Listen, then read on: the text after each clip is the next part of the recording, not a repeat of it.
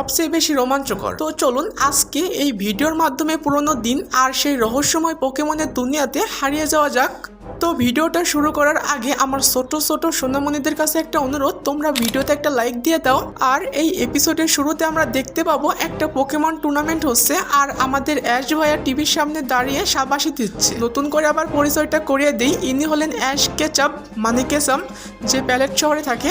আর আজকে অ্যাশ অনেক খুশি কারণ তার 10 বছর হয়ে গেছে আর প্রফেসর ও 10 বছরের ছেলেদের পোকেমন দেবে। তারপর অ্যাশ মনে মনে দুনিয়ার সব পোকেমন দেরকে বলে, তোমরা শুনে রাখো আমি একদিন পোকেমন মাস্টার হব। আর তখনই তার মা এসে তাকে বকা দিয়ে বলে, অ্যাশ 11টা বেজে গেছে, এখন তোমার ঘুমিয়ে পড়া উচিত। তারপর অ্যাশ বলে, আমি ঘুমাতে পারবো না কারণ কাল থেকে আমার জীবনে পোকেমনের সফর শুরু হবে। তারপর তার মা বলে, ঘুমাতে না পারলে নিজেকে প্রিপেয়ার তো করতে পারো।